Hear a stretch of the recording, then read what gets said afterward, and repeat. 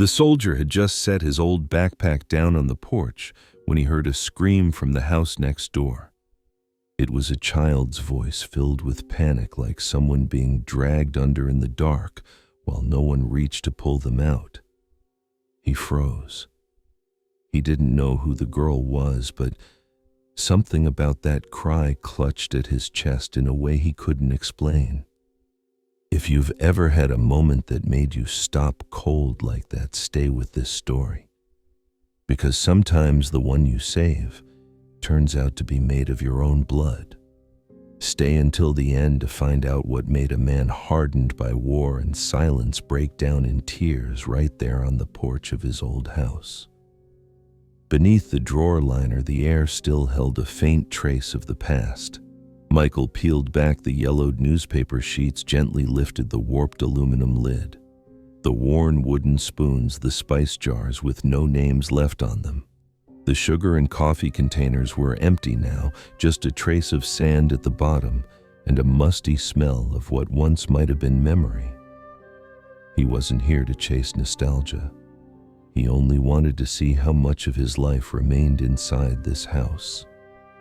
But in the end, what lingered the most was absence.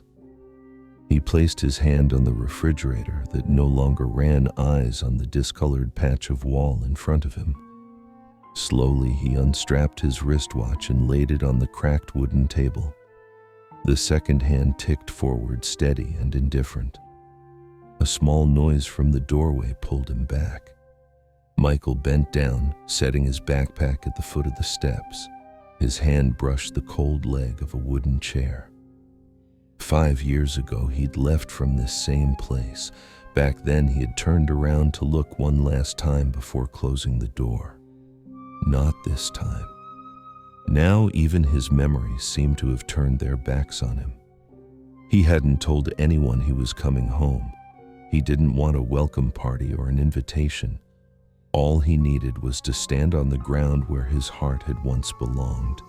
But as the old door creaked under his grip, he realized something quietly devastating he was no longer expected. A house that doesn't welcome you home is one that's already given up hope.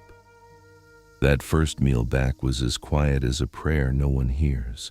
Michael sat across from an empty chair, the one where Vanessa used to sit tearing pieces of bread to feed the little dog they used to have. Now, there was only a chipped porcelain plate set on a tilt and an old salt dish dried out with time. He sliced into a boiled egg, brought it to his mouth, but tasted nothing. The sound of his knife against the plate startled him, like he had just broken something sacred. The napkin slipped from his lap to the tiled floor. He stared at it. Didn't fold. It didn't pick it up. He stood, washed his hands for a long time, but the water couldn't rinse away the weight in his chest.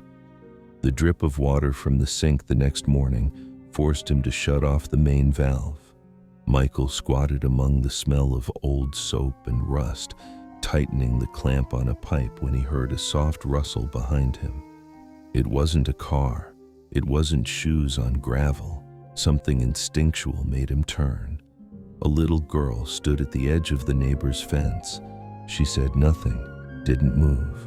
Her tangled black hair fell over her narrow shoulders, her face so small it seemed to disappear inside those wide, silent eyes. She looked at him like she wanted to say something but couldn't. Her fingers clutched the metal bars, leaving pale marks across her knuckles. Michael dropped the wrench to the ground. He was about to speak when the child tilted her head slightly, a quiet movement full of unease, like she was listening for something behind her. Before he could ask, a woman's sharp voice rang out from the gray house behind the girl. "Emily, what are you doing over there? Get inside!" The girl flinched, yanked her hands back from the fence and ran. The door slammed shut with a harsh bang that echoed through Michael's ribs. He didn't move. Not from surprise, but from the name. Emily. He said it in his mind a few times. The sound touched a place in his memory he hadn't known was still alive. Emily. A name not unfamiliar. a name he used to think about when he stood out in the freezing wind up north under skies full of smoke and steel. Back then he used to wonder, if he ever had a daughter, what would he name her? That name, Emily. He wasn't sure. But that feeling, faint as it was pressed against his chest like an old hand gripping his shoulder, cold, but real. Michael returned to the house. He held the wrench so tightly that the veins in his hand stood out in blue. He couldn't remember if he'd even closed the door behind him. But from that moment on, the gray house next door wasn't just another home on the street. It became a question mark. A child who didn't speak yet, whose eyes held an entire book. That night, lying on the creaky bed between thick walls and wind slipping through the window cracks, Michael couldn't sleep. He turned over again and again, each time greeted by the same images, those eyes that named the slamming door that sounded like an ending. He picked up his phone and typed in Emily Cole Landry. Nothing came up, no public records, no birth certificate. He set the phone down. The night stretched on. Inside him, something old began to stir. Someone once told him, not everyone who grows up in silence becomes strong. Some just learn to survive that way. And tonight, more than ever, he felt it. In this quiet neighborhood, there was a silence, trying to say something, but no one was listening, except him, the one who had just come home. And once you start listening, you can't unhear it. The shopkeeper was rearranging bunches of cilantro still damp with morning dew, wiping her hands on a blue-striped apron when Michael walked in. The screen door behind him creaked open and shut, letting out a familiar sound like an old memory that hadn't quite faded. He didn't speak right away. He walked slowly along the wooden shelves, letting his fingers skim lightly over the familiar items. He paused in front of a can of El Roble coffee, the same brand his mother used to like. He picked it up, then set it down again as if checking the time through memory. It was a while before he finally spoke, and it wasn't clear whether he was talking to the shopkeeper or just to himself. That light in the corner still flickers, just like when I was 10. This place hasn't changed much. Even that bulb on the wall still blinks the same way it used to. The woman behind the counter looked up, her glasses sliding down near the tip of her nose. She studied him for a moment, then asked, not quite casually, not quite sincerely, "Back visiting home?" Michael nodded. "I'm fixing up the old place, right next to 38 Willow." The room grew quiet for a moment. Small sounds, the tapping of fingernails on the counter, the scratch of a pen in a ledger suddenly seemed unusually loud. The woman didn't respond right away. She turned and began pulling some pickled jalapenos out of a jar and into a basket. "Someone lives there now." Michael lowered his voice. "I figured, but I never see anyone except for a little girl. She's small, really small." The shopkeeper shrugged. "I don't know much. Folks over there don't come out much, not real talkative. Is she her daughter?" There was a pause. Not long, but long enough for Michael to sense the hesitation. Then came a cough, the kind that sounds like it's meant to cover something up before it slips out. Michael thanked her and bought a few odds and ends he knew he wouldn't use. He packed them into a bag absent-mindedly, like shopping was just an excuse to be there. When he stepped outside, instead of turning right toward home, he cut across a narrow alley lined with cracked pavement and overgrown grass. At the end stood a familiar house, the one with the iron gate that used to groan every time he ran over to borrow a needle and thread for his mom. The gate was still there, rusted now, quieter, but it opened just the same with a gentle push, letting out a sound that echoed like something old refusing to leave. It wasn't locked. Just a light push brought back the familiar creak. Inside, Mrs. Eleanor Brooks was watering clusters of purple flowers growing along the fence. She turned at the noise, squinting slightly to recognize the figure in front of her. "Michael, it's me, ma'am. Been a long time." She nodded, set the watering can down, and pointed toward the door in a silent gesture of welcome. Michael followed her inside, his boots thudding softly on the uneven tiles, each step feeling like it touched some long-buried memory. In the kitchen, everything seemed to be exactly where it was when he was a child. The pepper shaker with a broken lid covered by a plastic cap, the off-white tablecloth embroidered with faded lilac flowers, and the ceramic statue of the Virgin Mary still standing on top of the pine wood cabinet. On the wall between the old framed photos, there was a newer one with a freshly polished wooden frame that stood out among the relics of time. Michael froze when he saw himself in it, a teenage boy with messy hair and a plaid shirt standing next to Vanessa. The smile on the girl's face made his throat tighten. He wasn't sure if it was a smile meant for the camera or for the boy standing beside her all those years ago. "You kept those?" he asked. "They don't take up much room. But memories, the older they are, the heavier they get." Michael stayed quiet for a moment. Then he asked directly, without circling around it, "Do you know who the little girl is at 38? Willow." Mrs. Brooks cupped her coffee mug in both hands. She didn't look at him. She just spoke, her voice neither high nor low. "It's good you came back. Your yard still has that big tree, gives enough shade. Over there. There are some things best left alone. And if you open them, they're not easy to close again." Michael hadn't said anything yet when she stood up and walked out to the back of the kitchen. The scrape of her chair against the floor was quiet but final, like a farewell that didn't need to be said aloud. He lingered on the narrow path for a while longer. The old wooden clock on the table ticked steadily. A breeze came through the window, puffing the white curtain gently before letting it fall like a slow exhale. Michael remembered how as a child, whenever he visited Mrs. Brooks, she would always say, "In this neighborhood, the most fragile things aren't porcelain.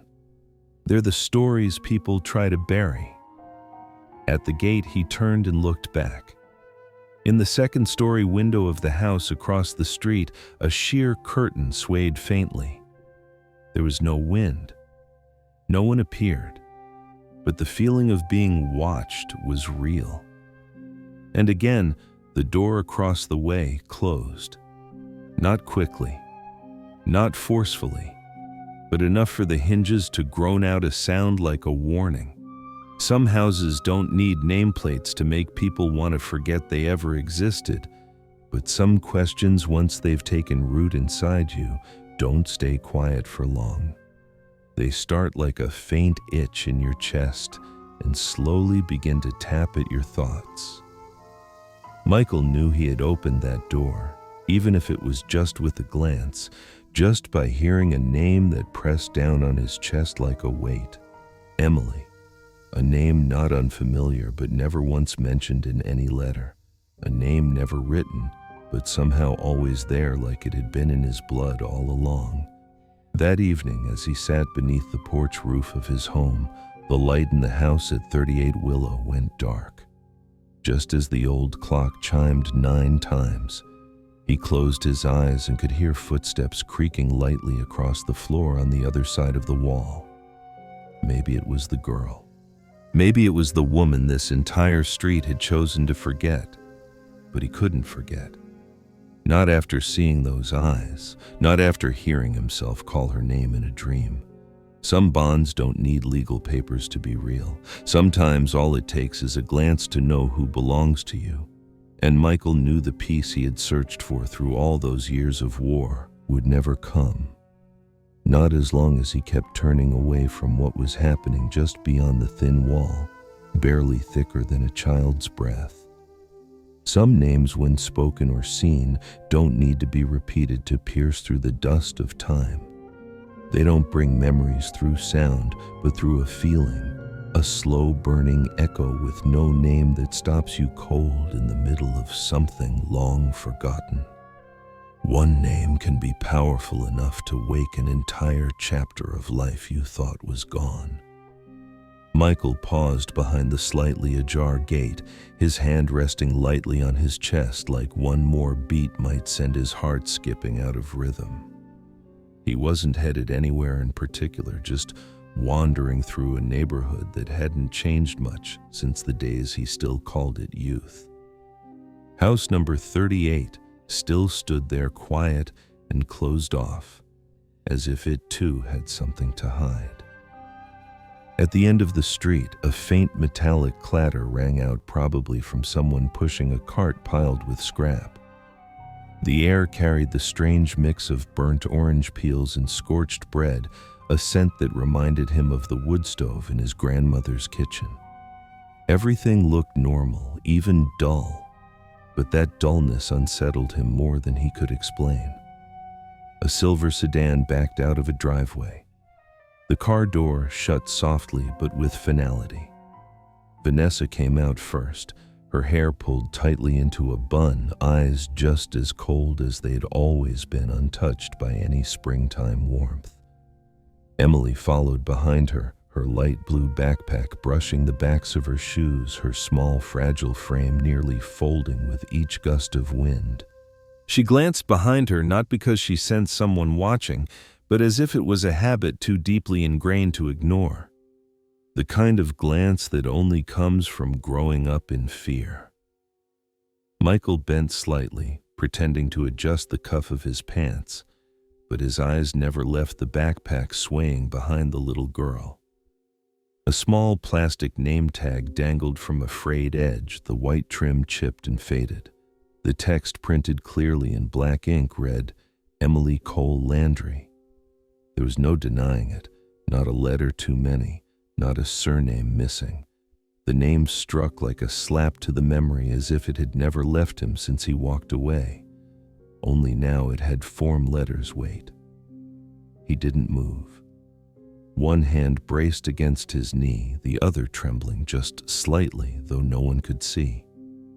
His mind went blank for a few seconds, but his gut twisted as if someone had just punched him in the chest. A silent convulsion tightened his breath. Emily, Cole, Landry. It couldn't be coincidence. Landry was his name. Cole was hers. No one else in this neighborhood shared those names, and the way they were placed in the exact order a child would be named if born to both a father and a mother, as in Mexican tradition. The car drove away. Michael stayed rooted in place like a wooden figure someone had forgotten to bring to life. Only when an elderly man passed by with a vegetable cart and tapped him lightly on the shoulder did he blink and nod, then turn and walk away. His steps were uneven, no longer steady like a soldier used to long marches. They were uncertain, as if he were walking between two realities. In the back drawer of the living room, Michael pulled out a thick envelope once holding health records, handwritten letters, and a faded photo from his old army base taken a decade ago. One letter, its edges yellowed with time, still bore Vanessa's handwriting. Just one line, "You don't need to come back." No period, no greeting, no goodbye. Now looking at those words again, he didn't feel anger, only doubt. If he was never needed, then why did the child carry his name? And if it was true, why had he never been told? He gripped the paper as if it might somehow answer all that had gone unsaid. But all he got back was emptiness. Silence written on paper never speaks. An old friend from the records office had directed him to the local municipal desk. Behind a cloudy sheet of plexiglass, the clerk typed a few keys and said in a dry, practiced tone without looking up, "We have no record of a father. She listed herself as a single mother. Father's status deceased in combat." Michael stood in silence. He didn't speak for nearly a full minute. Then, suddenly, he laughed. A dry, soundless laugh that pushed its way up from a chest too tight to breathe. His death, it seemed, had been signed and sealed a long time ago. He just hadn't gotten the memo. He walked out of the building quietly, late sunlight stretching across the steps. Through the glass door, he saw his shadow blend with that of a small child waiting alone in the yard. Messy hair, head bowed. It wasn't Emily. But why did it look so familiar? Maybe because silence wears the same face no matter who carries it. No one called his name the entire way home. Only the soft clinking of wind chimes followed him as he passed his gate. And once, while rinsing dishes at the sink, he caught himself wondering if that girl really was his daughter. What had he lost? Not just time. Maybe an entire life he was never allowed to live with her.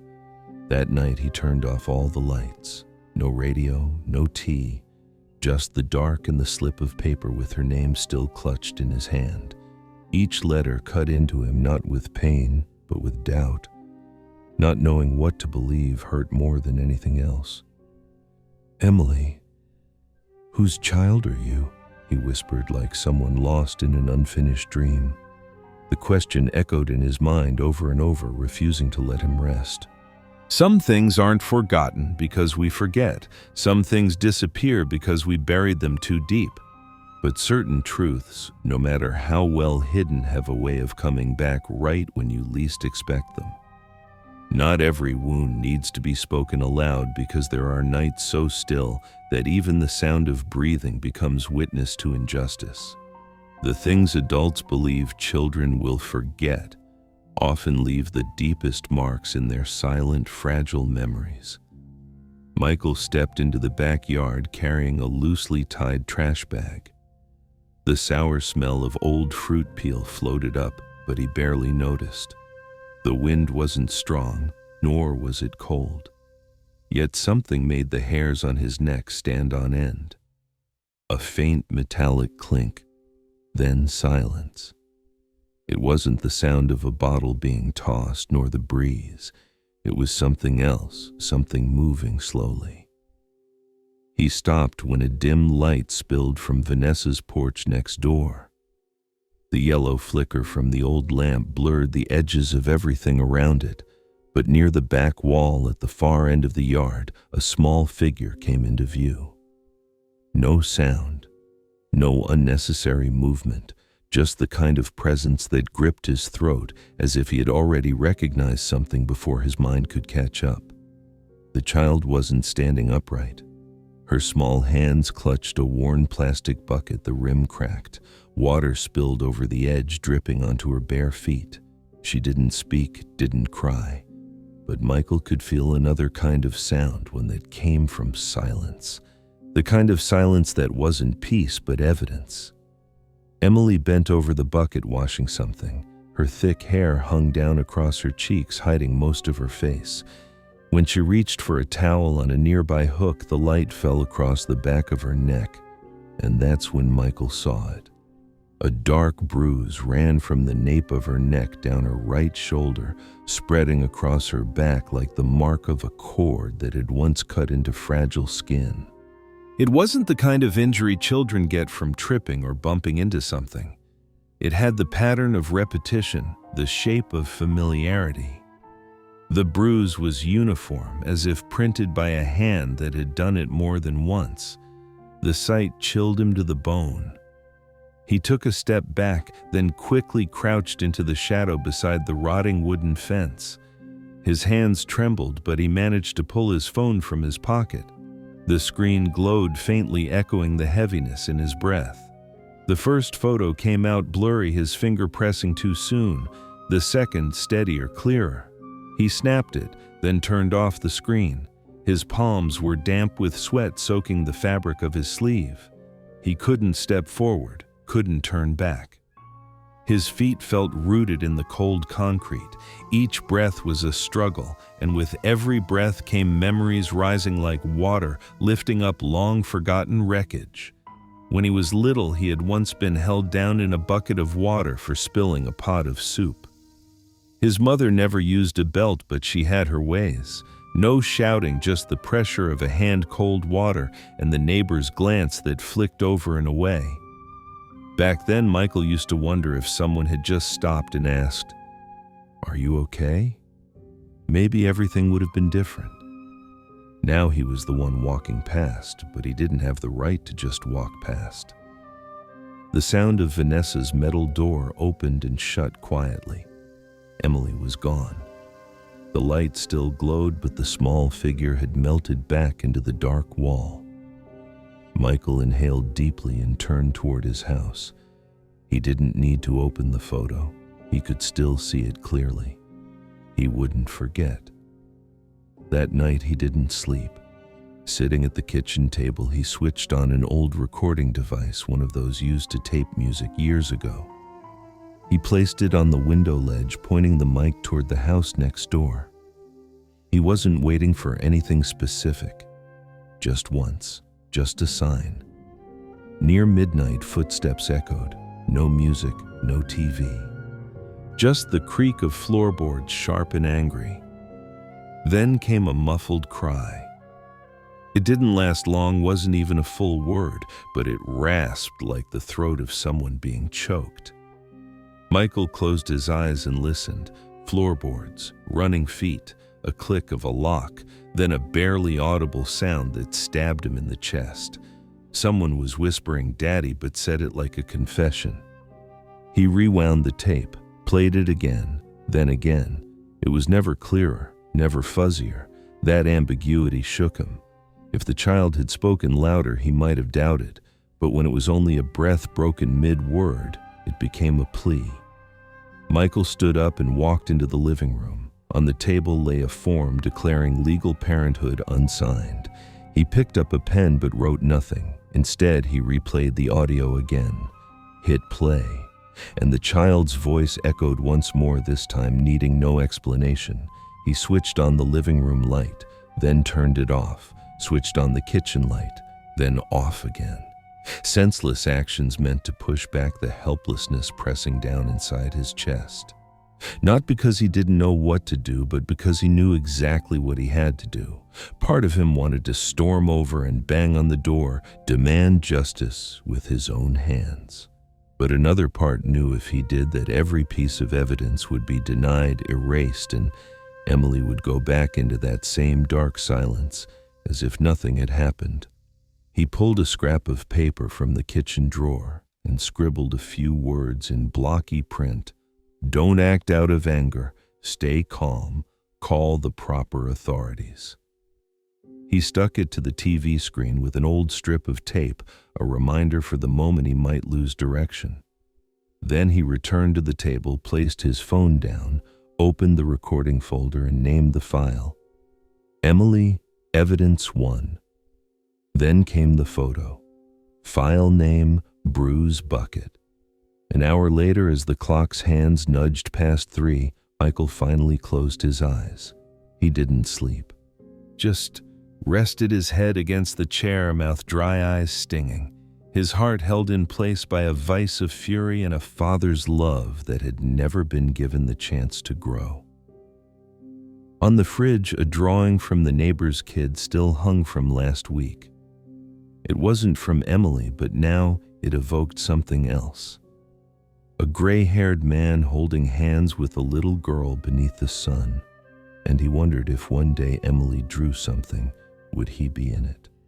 There are moments when you don't need light to see clearly. A shadow in someone's eyes can be enough to wake up memories and leave your conscience with nowhere to hide.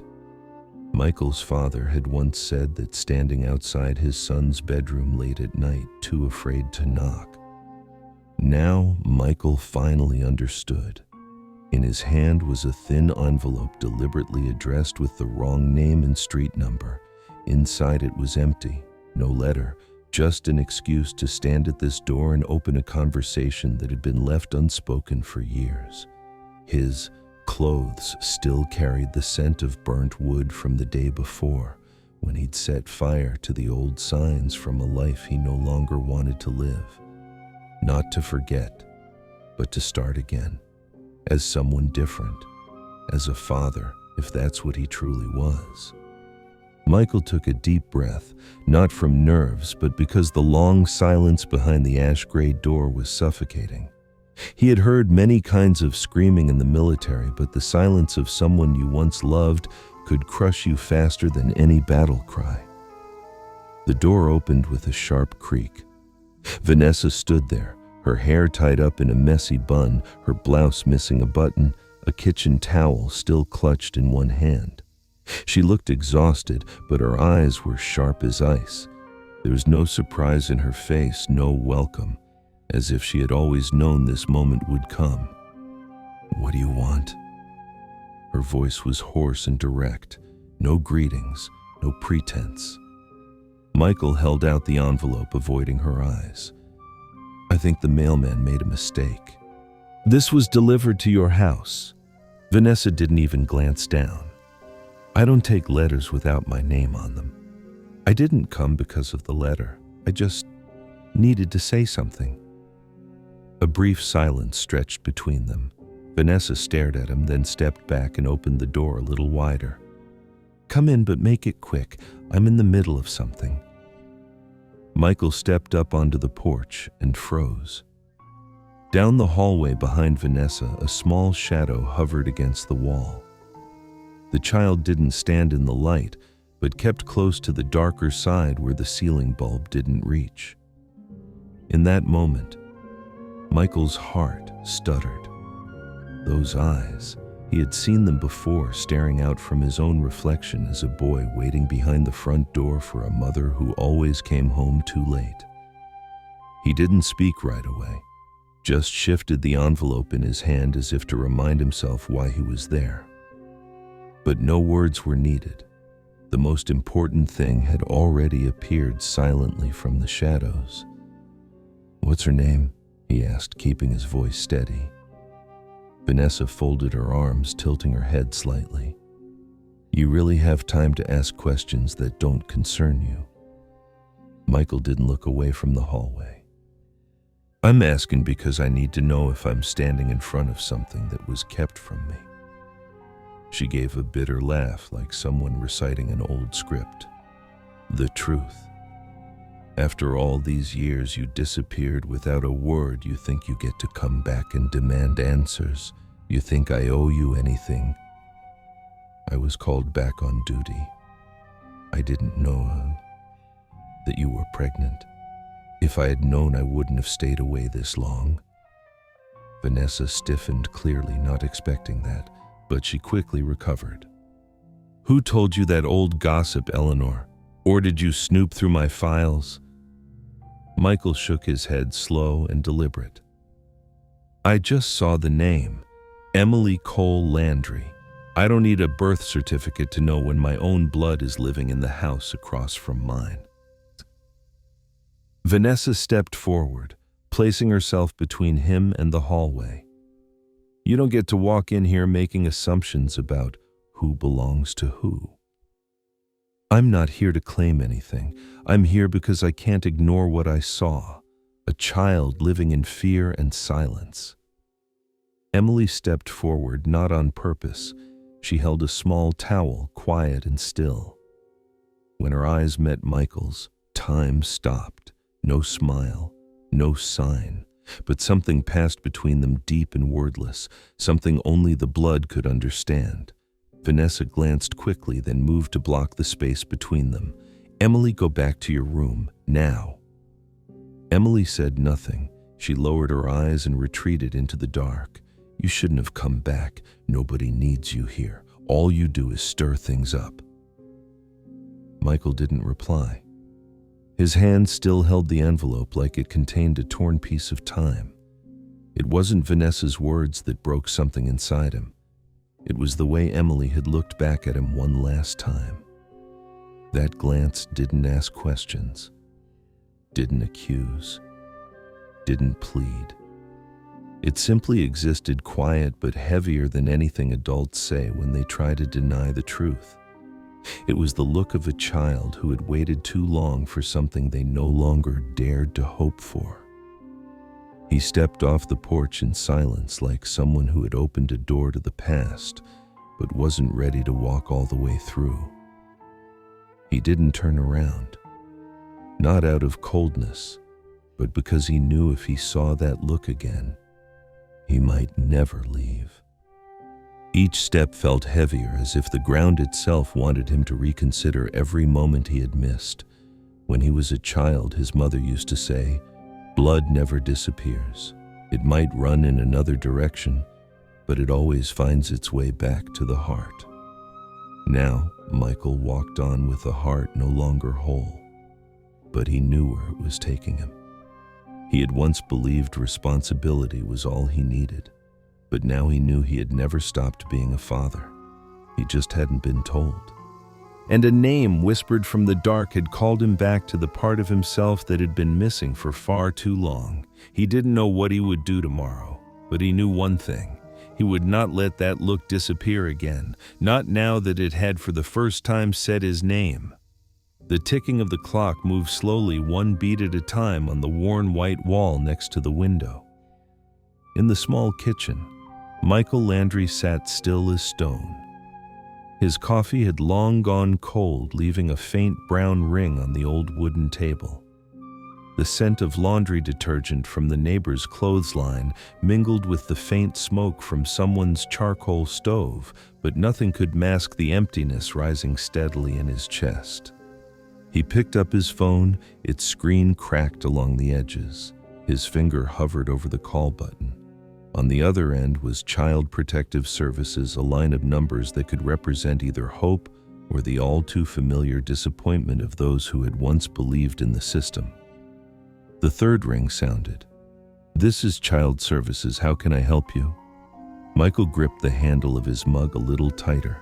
His eyes stared out at the smudged gray sky beyond the window pane. He didn't need to say much. "I believe there's a child being abused. 38 Willow Street. I have evidence, recordings, photos." The woman's voice on the line didn't shift in tone, neither cold nor particularly warm, more like an exhale from someone whose voice had learned to live in her throat. Each word came out with the kind of trained weariness that made calls like these feel like a bureaucratic routine rather than an alarm. "We'll submit your case to intake. A response team will assess the situation within 72 hours unless there's an emergency." 3 days. Michael lowered his head. His breathing grew heavy like a soldier walking across a desert. Some battles didn't require bullets, just one emotionless response was enough to shatter a man's heart. That's too long. 2. "Do you have proof that the child is in immediate danger of losing her life?" He didn't answer. In his mind, he saw Emily's eyes again. Not begging, but waiting. As if she had grown used to being left behind, used to silence, used to adults looking the other way. No one should ever grow used to pain. "I understand, Mr. Landry. Your case has been documented." The call ended just as the clock's second hand clicked forward once more. Michael set the phone down. He didn't get up right away. His hand stayed wrapped around the mug as if holding on to a warmth that had already disappeared. On the table lay his old military jacket, still folded with the creases left by his own hands. He hadn't worn it in years, but today it felt like a reminder. He had walked through nameless lands, seen things no one should ever witness, but never once had he felt as powerless as he did now. His hand traced the stitching of the jacket, pausing at the chest where his insignia once was. Every medal, every title felt meaningless if a child just beyond his wall was living in the shadows. He picked up the phone again. This time, he didn't hesitate. The name on the screen read, Marcus Hale, an old classmate, now the local police commissioner. The call connected faster than he expected. Michael, wow, didn't expect this. "I heard you were back. What's going on?" "I need to talk to you seriously, Marcus. It's about Vanessa Cole." There was a pause on the line. "I'm listening. She's keeping a child locked up. Her name is Emily. I've got pictures, recordings, and she has my last name." A deep breath came through the line, hard to tell if it was surprise or denial. Then Marcus's voice dropped more somber. "You know, Vanessa was in our high school class. I've never heard of her hurting anyone. Strict, sure, but she always seemed like a responsible mother. I'm not calling for excuses, Marcus. I'm calling for the truth. She filed a false death report for me to collect benefits. You can check that." There was a long silence, then the rapid sound of typing. "Wait." Michael Landry declared KIA 2020. Yeah, there it is. File number 00426, submitted from San Luis. The address? That's her house. He didn't need anyone to confirm it. Michael already knew, but hearing it said out loud still felt like getting punched straight in the chest. "I'll send you the audio file. Listen for yourself." The sharp click of a mouse echoed like the sound of a door being sealed. Marcus didn't say anything for a moment, but the silence wasn't empty. It was full, heavy, like he was sitting across from a mirror that had just shattered with the truth. When he finally spoke again, his voice carried no trace of hesitation. "I'll personally forward the file to the command unit. If you hear anything tonight from that house, you call the police right away. Don't wait. Don't handle it alone. I'll take responsibility." Michael nodded, a reflex more than anything, even though he knew Marcus couldn't see him. He placed the phone gently back on the wooden table. It made a soft sound as it landed, but he remained seated, his body not quite ready to process everything he'd just heard. Outside, the wind picked up in short bursts, making the window pane tremble. Branches tapped softly against the glass, not loud but insistent, like a truth he could no longer ignore. A father doesn't have to be the one who created life, only the one willing to protect it when the world turns its back. If a man has a heart big enough to listen and shoulders strong enough not to walk away from a child drowning in silence, then he has already earned the right to be called a father. Michael stood up and put on his old military jacket. He wasn't in a war zone anymore, but there was another battle waiting for him quieter just behind the wall next door, and it demanded that he become himself again. The mosquito buzzed against the window screen, undisturbed. The room was slightly open, but the breeze couldn't be bothered to come in.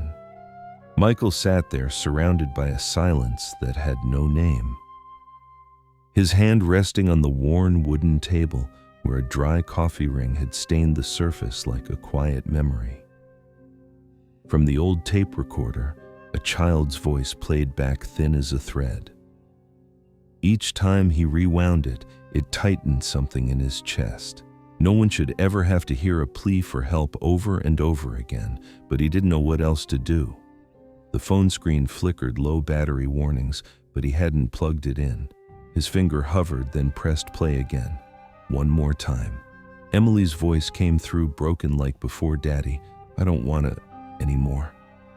The sentence wasn't complete, but every word landed like a blade. No sobbing, no crying, just a sound that wasn't meant to exist for long. He stood up and stepped out into the yard.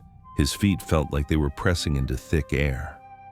Across the narrow alley, 38 Willow Street sat dark, only a dim yellow light seeping up from the basement, like the dying glow of a furnace. He had grown used to that silence, but tonight something felt off. A faint sound, muffled, was crawling out of the dark. A bang, metal against wood, then a scream, not like before, not a cry for help. This one tore straight from the gut. "Daddy, get me out of here." There was no hesitation. Michael was already dialing 911. His voice came out hoarse with urgency but steady. "My name is Michael Landry. I'm at 36 Willow Street. There are 2 children being held unlawfully in the basement next door.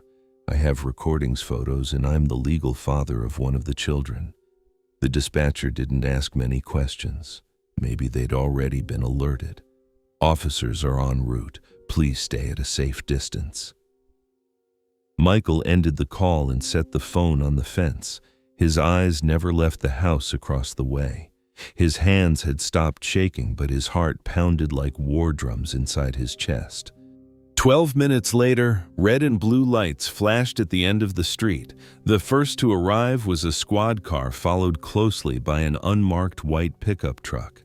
2 women in uniform stepped out. One of them was Dr. Rachel Monroe, the child protection agent he'd met before. The other woman he didn't recognize, but her eyes were hard enough to let him know she was not someone easily swayed. Rachel spoke quietly, just enough for him to hear. "Let the children speak." They knocked on the door. No answer. A second knock. Still silence. One of the officers nudged the door open with a baton. It was unlocked. They entered. Less than 2 minutes passed before frantic footsteps pounded from inside.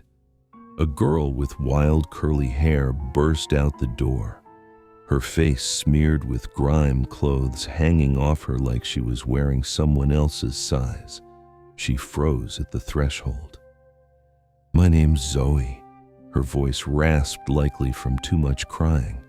She turned and pointed inside. Emily's downstairs, in the box, with the stick. A social worker gently took the girl's hand and nodded reassuringly. Another officer headed toward the basement. Moments later, he returned carrying Emily in his arms. She wasn't crying, just whimpering like broken breaths. Michael stepped forward, but an officer blocked him. "Are you her father?" Rachel asked, her eyes locked on his. He nodded, unable to speak. His throat was so dry it felt like dust. He looked at Emily. Her face was streaked with dirt, hair matted, her arms and legs covered in scratches and faded bruises. His eyes burned red, not just from emotion, but from the quiet fury creeping into his bloodstream. He had missed too much. No one should cry over things that can't be changed, but some tears have to fall just to remind us what still needs fixing. "Daddy," the word floated out of her like something from a dream. She looked up at him dazed, but that gaze wasn't unfamiliar. Michael reached out and took her into his arm. Her body was light as straw, but somehow she weighed down his shoulders like she carried the whole world. Then Vanessa appeared. She was in a sleep shirt, hair unbrushed, dark rings under her eyes. She didn't scream, didn't cry, just scoffed. "You people are unbelievable. I was just raising my child in my own way. Everyone's got it wrong." Detective Marcus Hale stepped forward, taking the phone Michael had handed over. Without a word, he played the recording. Emily's voice came through again, quiet but unmistakable enough to make the entire neighborhood go still. "Daddy, please don't leave me here." Vanessa lost it. She turned, trying to bolt back inside. 2 officers caught her, handcuffed her with no extra words. She struggled weakly but gave up fast. Her eyes avoided everyone like she already knew this was the end. Zoe stood still by the porch, one hand gripping Rachel's, the other clutching the edge of her shirt. She didn't speak, but her eyes never left Michael. It was the look of a child who had seen too much and been believed too little. Michael turned, crouched slightly, and asked gently, "Would you like to go to the hospital with her? Or if you want, you can come with me." Zoe looked up at Rachel. The woman gave a small nod. Zoe hesitated, then stepped closer. She stood beside Michael now. In the dark, no one cried out. Only silence remained, but from that silence a small hope began to breathe, one born from courage. Sometimes a single small act can change the course of someone's life. And some people, all they need is to be trusted once, just once, to find the strength to rise and keep going. On the way to the car, Emily stirred, her eyes fluttering open. Her tiny fingers clutched Michael's collar like if she let go, the darkness might take her back. He didn't speak, just gently ran a hand through her hair, then looked over at Zoe, the child who wasn't allowed to cry, and told himself, "From now on, None of them will ever have to stay silent again. The ceiling fan creaked overhead in rhythm with the steady breathing of those waiting in the hallway. Everyone who came to Hope Haven Center carried something invisible with them, a quiet ache. Some were unsure of how to begin, some had learned silence long ago, and others stared at the floor as if counting the cracks of time. Michael Landry sat among them. His shirt sleeves were wrinkled at the elbows and his broad hands rested on his knees. No one called his name. No one asked where he had come from. But in a place like this, people understood those who wait are often the ones who didn't make it in time. At the end of the hallway, in a small closed room, Emily was with a therapist. Once the door shut, Michael hadn't heard her footsteps again. He didn't know what she was saying in there, or if she said anything at all, but he hoped this place was quiet enough that her fears might finally loosen their grip with every blink of her eyes. Still, every time the door opened, Emily never looked his way, but she always walked slowly, and when she passed him, her small hand would lightly clutch the fabric of his shirt for just a second. Then she'd let go and keep walking as if she had never touched anyone at all. Maybe for Emily, trusting someone wasn't about hugging them, it was simply having the courage to hold onto their sleeve in silence. Dr. Rachel Monroe walked toward him slowly, a stack of files in hand, though she didn't open them. Her voice was soft, free of judgment or comfort. Some children don't need time to forget. They need time to believe the past won't happen again. Emily still flinches, not because she distrusts people, but because she's used to kindness disappearing. Michael nodded. He couldn't find the right words, only let out a breath, like trying to untie something invisible in his chest. "I used to think that just getting her out of there would be enough," he said. But it turns out leaving was the easier part. She nodded back. Broken trust doesn't grow back like grass. It grows slower, and only when someone's patient enough to wait for it. In the courtyard, where a sapodilla tree had just borne its first fruit of the season, Zoe sat quietly at an old wooden table. The blank paper in front of her had a few faint, trembling lines. Beside her sat Grace Thompson, a social worker who had joined Hope Haven just a few months ago. She always chose silence over questions, letting children speak when they were ready. She didn't push, only placed her hand gently on the table, close enough so the child wouldn't feel alone, but far enough for Zoe to keep her distance. A few other kids were playing on the steps, passing around a toy made of worn cloth.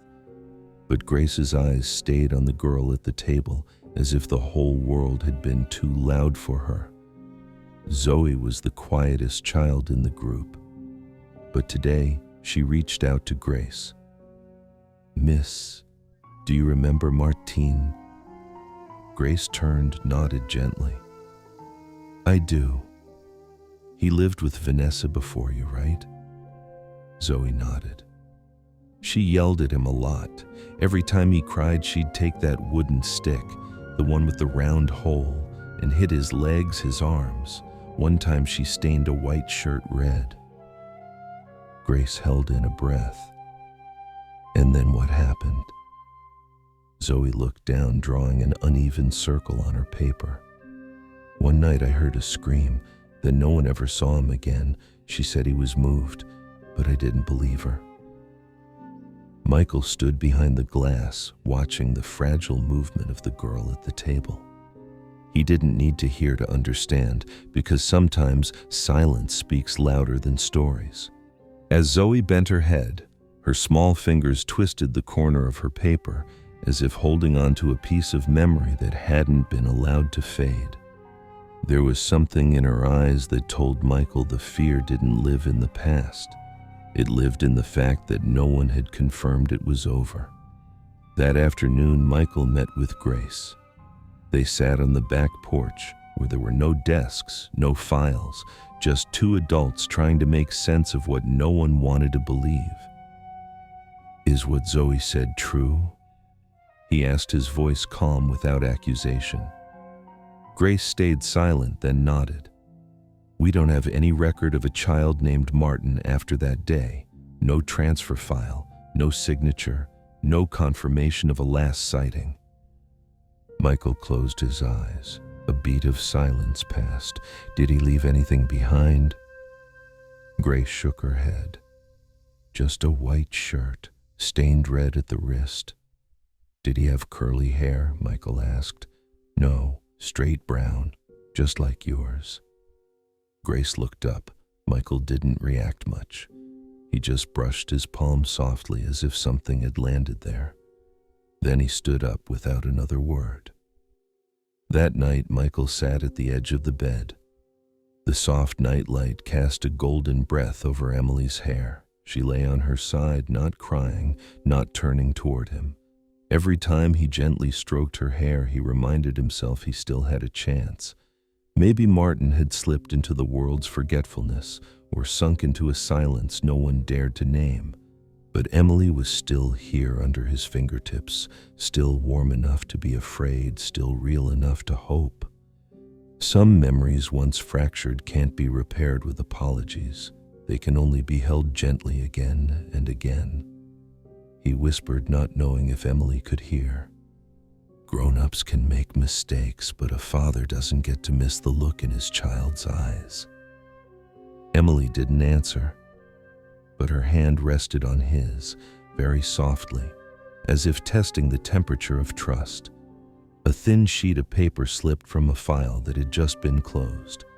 The corner was creased, the ink smudged into streaks, but one short line remained legible. Inspection canceled, requested by neighborhood authority. No one bent to pick it up. The clerk had already left the courtroom, leaving behind an empty wooden chair in the center of the room. The courtroom was silent that day. Usually reserved for small land disputes, the local courthouse was whooped. Not a soul dared to breathe too loud. Every time a wooden bench creaked, the entire room seemed to turn its head in unison. Michael Landry sat near the back, his hand resting stiffly on his thigh spine, upright, not from pride but from the fear that if he leaned forward, he might collapse entirely. Across the room, Vanessa Cole looked straight ahead, wearing the old sweater her court-appointed attorney had told her to bring. The color didn't suit her, but her face showed no concern. When the clerk called his name, no applause followed, no whispers. Just a hush, heavy and deliberate. He stepped forward slowly, the soles of his worn shoes rasping against the tiles. Your full name, sir? Michael James Landry. Your relationship to the child named Emily. A quiet breath. I'm her biological father, but I only learned that recently. The judge didn't blink. She nodded slightly, signaling him to go on. He didn't look at Vanessa. He didn't seek Emily's eyes. Instead, he turned toward the far end of the room where a tall, gaunt man sat, hunched, his salt and pepper hair brushing the collar of a wrinkled dress shirt.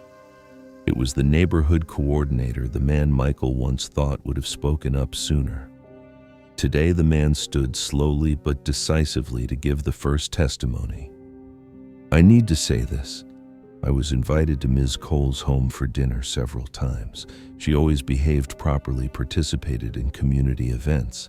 I thought she was a careful and decent person. But one day she invited me to Emily's birthday party. Oddly enough, the celebration went on without the girl ever showing up. When I asked, she said Emily had a cold and was resting.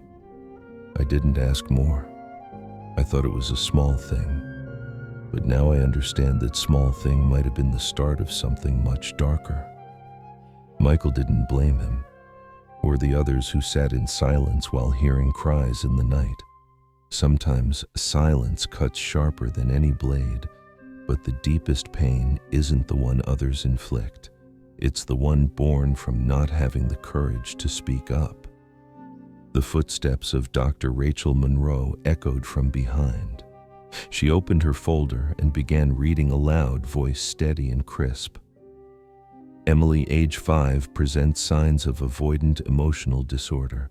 The child does not respond emotionally when called by name, routinely avoids touch, and frequently says, "I won't speak unless my parents allow me to." These behaviors do not arise on their own, Your Honor. She closed the folder, but didn't return to her seat. Zoe, age 10, was found malnourished, bearing untreated old injuries. She confirmed being locked up with Emily multiple times and deprived of food as punishment. A local official stepped forward. His hand trembled as he pulled the microphone closer. I accepted a small sum from Ms. Cole to skip unannounced inspections. I know it was wrong. I just thought it was a minor thing. He looked down and backed away like a man who had just forfeited his entire life over something he once called minor. Vanessa's attorney tried to object, framing everything as parental discipline, but the judge's expression didn't change. She wasn't angry, just firm, like a mother watching a seed that never had a chance to grow. Michael stood when it was his turn. No papers in hand. Just a memory. Emily didn't choose me. She didn't even know who I was until the day I stood at her doorstep and heard her cry from the basement. I didn't choose to be a victim either. I once believed there were things best left on the battlefield, but the first time she called me Daddy, I understood. There are battles you're not allowed to walk away from. He paused. Still, he did not look at Vanessa. She chose to hide me. She chose to hide our daughter, but worse than being abandoned is knowing your child existed just beyond a wall, living in the dark, being punished. And no one, not one soul, opened the door. Emily sat beside Dr. Monroe, eyes wide open, and for the first time, she didn't lower her head when someone spoke about her.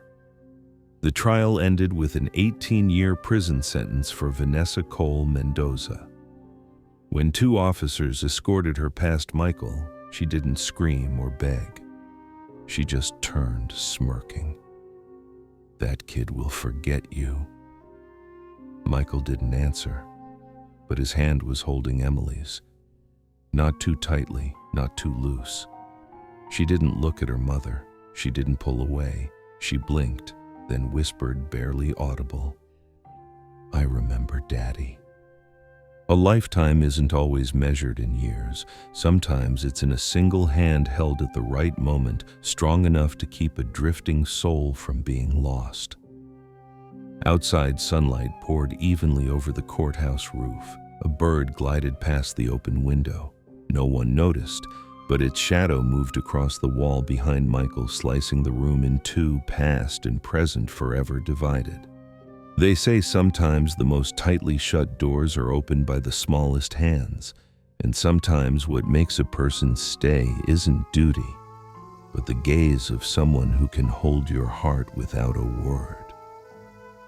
Late season wind slid through the leaves along the narrow road to Lincoln Elementary School, where a faded wooden sign stood between wildflowers. A few parents waited under the rusted tin awning, each one watching the classroom door about to swing open. A world was about to spill out, full of fresh ink, bright crayon streaks, and high-pitched voices carried on morning sunshine. Michael sat in the far corner of the yard on a worn metal chair, its legs slightly tilted from years of weather. In his hand, a cup of cold coffee, the surface still as glass. He wasn't watching the classroom. His eyes followed the light spilling over the cracked courtyard bricks. 3 months had passed since he carried Emily out of that house of shadows. In that time, he had learned how to slow down again, how to listen for laughter instead of muffled screams from the dark. Nothing surprised Michael anymore, but each morning when Emily reached for his hand or rested her head on his shoulder, he felt something rise in his throat. People think being a father means leading, protecting, teaching, but sometimes it's simply being there and not leaving. The school bell rang, cutting through his drifting thoughts. The classroom door burst open, kids spilling out like startled sparrows. Their laughter and chatter filled the air. Emily didn't rush. She walked steadily, backpack strapped tight in her hand. Her eyes scanned the yard until they landed on Michael. Her gaze didn't shine or shy away. It was gentle but certain, like she knew he'd always be there. Not always smiling maybe, but never turning away. She sat beside him, smoothed her uniform skirt over her knees, then pulled a crumpled piece of paper from her bag folded into quarters. Michael took it without a word, unfolding it carefully, as if each crease was held together by fragile hope. 3 crayon drawings appeared on the paper: a gray-haired man, a messy-haired little girl, and a huge, bright yellow sun bleeding into the corner. Below, in shaky, uneven handwriting, were 2 words: "My hero." Michael didn't say anything. He just pressed his lips together, then gently rubbed her back. She leaned into him and whispered, "I know it's not a good drawing, but I love the sun. I imagine it shining on your shoulder every morning, like that day." Still silent, he squeezed her hand. Just enough. Enough for her to know. He kissed her forehead, not from emotion, from gratitude. Today we learned about family. Emily said, eyes lowered.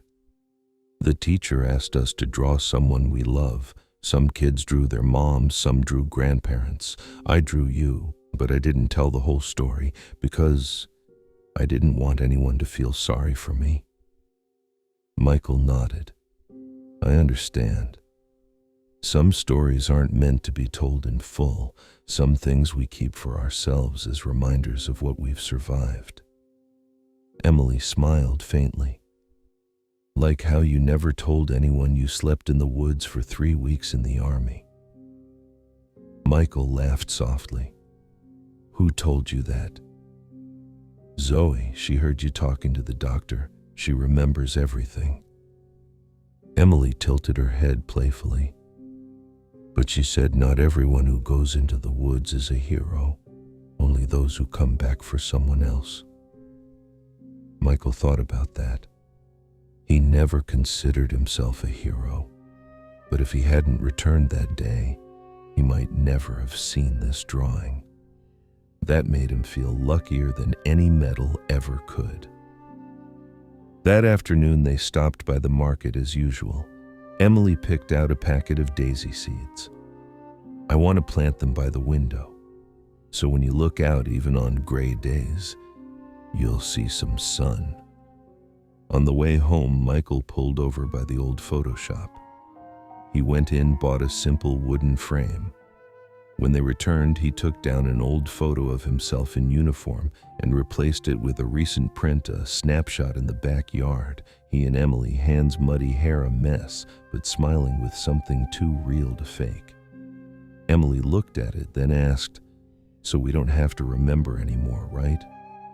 The photo will do it for us." Michael shook his head. Photos hold the image, but only your heart holds the feeling. Remembering, that's up to you. I just hang the picture so you can look at it when you need to smile. That night, Emily tucked her My Hero drawing into her nightstand. Michael stood quietly watching. He didn't speak, didn't adjust anything, because it was enough for a once broken heart to beat again for someone else. Some wounds can't be seen, but they heal through small things. A drawing, a glance, or a hand that never lets go of yours when you tremble. Not everyone who wears a uniform is a hero, but some people with one hug at the right moment, with one act of not walking away, can save a life slipping into darkness. Michael didn't set out to be a hero. He just chose to stay when everything else begged him to leave. And because of that, one little girl escaped the basement. One small heart found the light again. In a world where evil often goes unpunished, their story reminds us that justice might arrive late, but it never forgets. and that love, if persistent enough, will always find a way through silence. What about you? Have you ever stayed quiet when something felt wrong? Or were you the one who walked toward a cry for help? If you were in Michael's place, what would you have done? I'd love to hear your story in the comments. Every story you share might be the key to unlocking a door someone else is scared to knock on. Where are you watching from today? Are you doing okay? How's your day going? If this story brought you even a little peace, leave a heart, share it with someone who needs it, and don't forget to subscribe. I'd love to walk with you through more stories like this. See you again on the next journey where the light never comes too late.